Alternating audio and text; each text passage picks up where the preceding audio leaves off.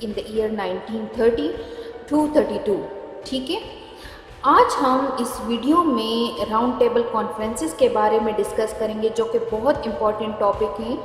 But here in this video I will discuss only first round table conference. میں focus کروں گی صرف first round table conference پہ. ٹھیک ہے، اس ویڈیو میں کیونکہ یہ جو کانفرنسز تھے یہ ٹوٹل 3 کانفرنسز ہوئے تھے اور یہ ایک پیس کانفرنسز تھے جس کو آرگنائز کیا تھا برٹش گورنمنٹ نے اینڈ انڈین پولیٹیکل پرسنالٹیز نے.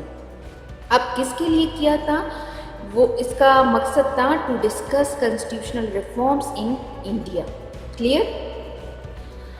بیسائڈ دیٹ اسٹریٹ اوے میں ٹاپک کو ڈسکس کرنے سے پہلے تھوڑا سا میں اس کی بیک گراؤنڈ کے بارے میں بتاتی چلوں، کیونکہ جب تک آپ کو بیک گراؤنڈ کا پتہ نہیں ہوگا آپ کو ٹاپک کی سمجھ نہیں آئے گی، کیونکہ ہسٹری نام ہے کنیکٹیویٹی کا. ٹھیک ہے، سو لاسٹ لیکچرز میں ہم نے سائمن کمیشن کے بارے میں پڑھا تھا. اس کے بعد ہم نے نہرو رپورٹ اور قائد اعظم کے 14 پوائنٹس کو پڑھے تھے. ٹھیک ہے، تو یہ تمام ٹاپکس ایک دوسرے کے ساتھ کنیکٹڈ ہیں اور ایز ویل ایز اس ٹاپک کے ساتھ بھی بہت زیادہ انٹر لنک کرتے ہیں. اس وجہ سے میں سائمن کمیشن کو یہاں پہ ڈسکس کرنا ضروری سمجھتی ہوں. ٹھیک ہے، کیونکہ جب سائمن کمیشن انڈیا میں آیا تھا ہم نے ڈسکس کیا ہوا تھا کہ وہ بہت زیادہ کرٹیسزم کا شکار ہوا تھا اور لوگوں نے ان کے خلاف بہت زیادہ پروٹیسٹ اور ایجیٹیشن سٹارٹ کی تھی.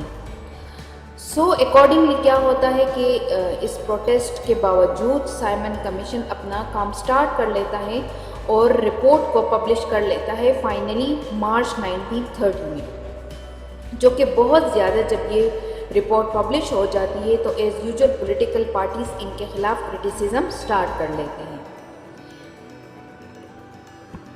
While on the other hand Congress کیا کرتا ہے؟ کانگریس نے اف یو ریممبر ہم نے ڈسکس کیا تھا کہ کانگریس نے یا انڈین پولیٹیکل پارٹیز نے برٹش گورنمنٹ کو یہ الٹیمیٹم دیا ہوا تھا کہ اگر دسمبر 1929 تک آپ نے نہرو رپورٹ کو پبلش نہیں کیا تو ہم کنٹری وائڈ کیا کر دیں گے؟ سول ڈس اوبیڈین موومنٹ سٹارٹ کر دیں گے.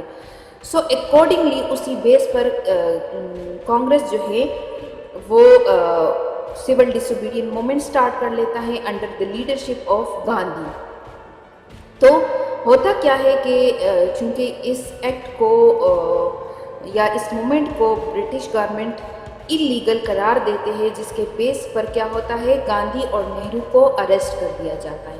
تو یہ ایک چھوٹا سا بریف سا بیک گراؤنڈ تھا. تو اب اسٹریٹ اوے ٹاپک پہ آتے ہیں. ہوتا کیا ہے کہ جب برٹش میں لیبر گورنمنٹ پاور میں آتی ہے تو اس کی وجہ سے جو لارڈ ارون ہوتا ہے وہ اس قابل ہو جاتے ہیں کہ وہ جو برٹش اور انڈین پیپل کے درمیان جو گلف بنی ہوتی ہیں اس کو ریموو کرنے کے لیے وہ کچھ ایفرٹس کر سکیں. سو فار دس پرپز وہ کیا کرتا ہے، جو نیو گورنمنٹ ہوتی ہیں اس کو 1929 میں اس بات کے لیے آمادہ کرتا ہے کہ اگر آپ یہ ڈکلیئر کر دیں کہ ڈومینین سٹیٹس برٹش پالیسی کا ہدف تھا اور اس مقصد کے لیے ہم ایک راؤنڈ ٹیبل کانفرنس کو بلائیں گے جس میں ہم فردر سٹیپس کو کنسیڈر کریں گے. تو جب لارڈ ارون کی پروپوزل ایکسیپٹ ہو جاتی ہے تو اس کے اپروول کے بعد وہ انڈیا میں اناؤنس کرتا ہے، جو گورنمنٹ کی ڈیسیجن کے بارے میں وہ آگاہ کرتا ہے. ٹھیک ہے، کہ گورنمنٹ جو ہے وہ لندن میں راؤنڈ ٹیبل کانفرنس کو ارینج کریں گی جس میں تمام چاہے وہ British India, Indian states and British political parties, یہ تمام لوگ اس میں انوائٹڈ ہوں گے. So after this announcement Congress جو ہوتا ہے وہ اس سے سیٹسفائی نہیں ہوتا اور وہ ڈکلیئر کرتا ہے کہ ہم اس پروپوزڈ جو راؤنڈ ٹیبل کانفرنس ہے اس کو اٹینڈ کرنے والے نہیں ہیں اور وہ اس کا بائیکاٹ کر لیتے ہیں. دین اکارڈنگلی کیا ہوتا ہے کہ first round table conference London میں 12 نومبر 1930 کو سٹارٹ ہو جاتا ہے اور اس فرسٹ راؤنڈ ٹیبل کانفرنس کو اناگوریٹ کرتا ہے برٹش کنگ جارج 5 اور اس کو چیئر کرتا ہے British prime minister Ramsay McDonald. جبکہ اس راؤنڈ ٹیبل کانفرنس میں کانگریس کے علاوہ، کانگریس تو بائیکاٹ کر چکا ہوتا ہے، تو اس کے علاوہ اس میں 16 ڈیلیگیٹس برٹش کے ہوتے ہیں، جبکہ 16 انڈین اسٹیٹس اور 57 جو ہوتے ہیں وہ برٹش انڈیا سے انکلوڈڈ ہوتے ہیں۔ سو امنگ دی پرومیننٹ مسلم ریپرزینٹیٹیو وہ کون اس میں شامل ہوتے ہیں؟ وہ آغا خان اس میں ہوتے ہیں، سر محمد شفیع، مولانا محمد Ali Jauhar and Maulana Muhammad Ali Muslims کی ریپرزنٹیشن اس راؤنڈ ٹیبل کانفرنس میں کر رہے ہوتے ہیں۔ جبکہ اس کے علاوہ اس میں ہندو محاسبہ کے ریپرزینٹیٹیو بھی ہوتے ہیں، انڈین لبرل پارٹی سے بھی ہوتے ہیں، سکھ کمیونٹی کے بھی ہوتے ہیں، اور دی انٹچیبلز بھی اس راؤنڈ ٹیبل کانفرنس میں انکلوڈڈ ہوتے ہیں۔ چونکہ اس میں ایک بڑی اور پرومیننٹ پارٹی ایبسنٹ ہوتی ہے، میں بات کر رہی ہوں کانگریس کی ایبسنس کی وجہ سے جو کانفرنس کی جو آؤٹ کمز ہوتے ہیں وہ اتنے انکریجنگ نہیں ہوتے، ٹھیک ہے۔ فارمل سپیچز اس میں ہوتے ہیں، اور فائنلی اس میں یہ صرف ڈیسائیڈ ہو جاتا ہے کہ ہم federal type of government India میں انٹروڈیوس کریں گے۔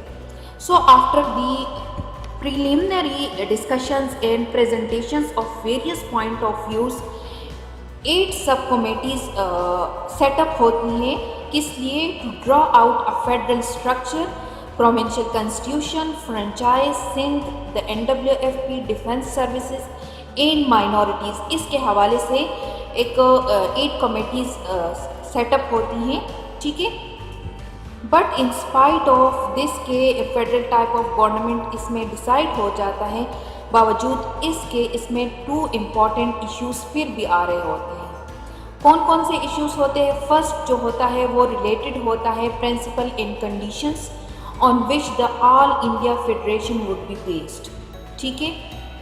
مینس کہ اس کانفرنس میں پاورز جو دیے جاتے ہیں فیڈرل گورنمنٹ کو اور یونٹس کو وہ تو کنسیڈر ہو جاتے ہیں، ٹھیک ہے، بٹ ریزیجوری پاورز کے حوالے سے اس کانفرنس میں کچھ بھی ڈیسائیڈ نہیں ہوتا۔ کہ دوسرا جو ایشو ہوتا ہے وہ کمیونل اور مائنورٹی کے حوالے سے ہوتا ہے، جس میں کوئی بھی کمپرومائز ان کے درمیان سورٹ آؤٹ نہیں ہو جاتا۔ اور finally first round table conference جو ہوتا ہے وہ 19 جنوری 1931 کو اینڈ ہو جاتا ہے۔ کیسے اینڈ ہو جاتا ہے؟ پرائم منسٹر جو برٹش پرائم منسٹر ہوتے ہیں ریمسے میکڈونلڈ، وہ ایک اسٹیٹمنٹ ایشو کرتا ہے کہ ہم اس کانفرنس میں یہ ڈیسائیڈ ہو جاتا ہے کہ ہم federal type of government India میں لا رہے ہیں، صرف یہ اسٹیٹمنٹ وہ ایشو کر دیتا ہے، جبکہ باقی ایشوز کے حوالے سے یہ کانفرنس ناکام ہو جاتی ہے۔ بسائڈ دیٹ یہاں پہ میں ایک اور بات بھی انکلوڈ کرتی چلوں کہ during the course of the first round table conference مولانا محمد علی جوہر جو پرومیننٹ مسلم لیگ ممبر ہوتے ہیں ان کی ڈیتھ ہو جاتی ہے، which was a great tragedy for the Muslims of India. So that's all about the first round table conference. Next video میں ہم second round table conference کو discuss کریں گے. So hope you guys will understand this, and if you like my video